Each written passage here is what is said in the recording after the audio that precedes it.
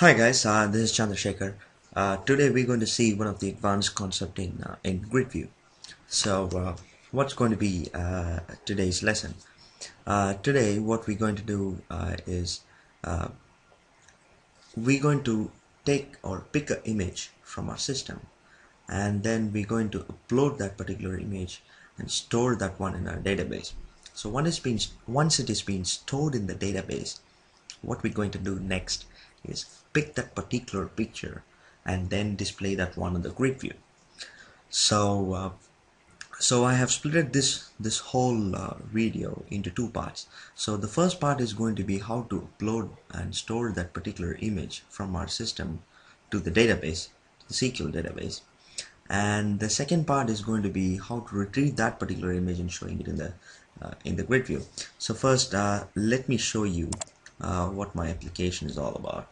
So it is just the same web application, grid view demo 1. I created a web page and then I added this particular I created this particular thing. So how did I create that one? It's pretty easy. I have explained it in the second part of my video. And the first thing is I'm going to the first focus is going to be on this particular portion. So in this one, what we're going to do is we have a simple text box and then a file uploader control, and here in the upload button click event I have written some logic where I'm going to explain. So this particular click event is going to do what it's going to do is it's going to pick the particular picture file and store it in the database. So if you want to have a look at my database,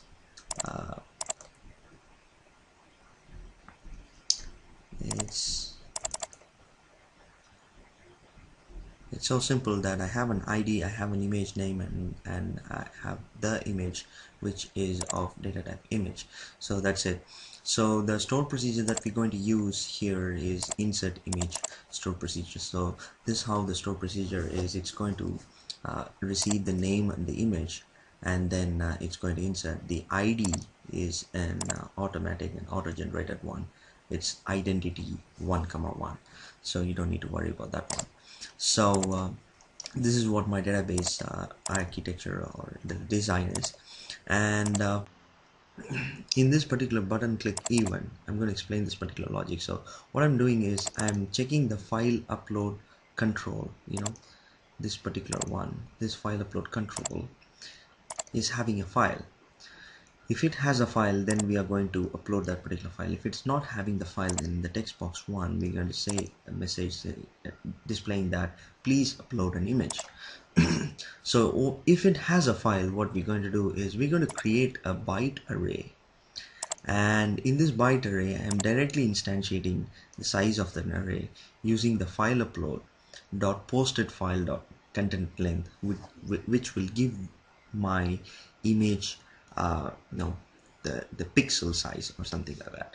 So once you get that particular length of the file that we have loaded, we would be able to build a byte array. So once we get the byte array image size, which is called as image size, and then what I'm going to do in the second step is I'm going to hold this particular file into a small memory dump or something like that. So that memory dump is HTTP posted file.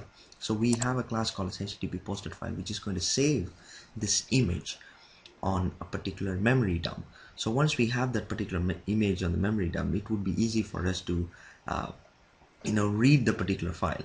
So once we try to access this particular file here, and then we are reading that file, and then what we are doing is we are moving the particular values to the image size, which is a byte array. So once that is done, then what I'm going to do is I'm declaring a variable, or I'm creating an object called of the type data context, which is nothing but your LinkQ object. It's a LinkQ object. So that I have created a LinkQ file which is .dbml format. So I have created a data context, and then I'm calling the particular store procedure and passing these two values. That's what I'm doing it. And then once you do this insert operation or update operation or something like that, it is advised in link you to run this particular command. So only then it's like committing a transaction or something like that. So once you call this particular method called as submit changes, it confirms that this particular file is being posted or it's being submitted in the database. So once that is done, I am loading the grid view. So this is what is going to happen. So I'm going to run this particular program and show you guys what I really mean. Yes. So this is how it is. So what I'm going to do is I'm going to click upload. I won't be able to see any change or any error because I have displayed the error message saying that please upload an image. So that's how the else part works. I'm going to choose a file and go to pictures, music, stores and picture, and I'm going to use this particular file.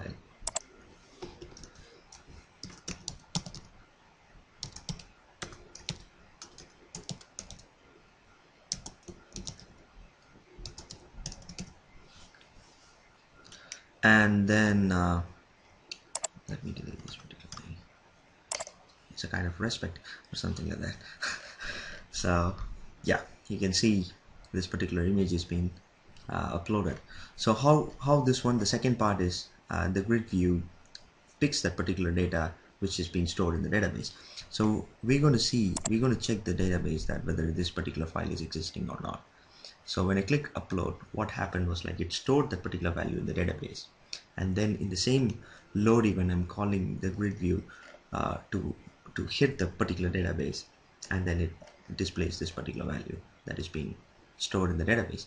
So we're going to check this file is being inserted. Okay, I'm going to close it.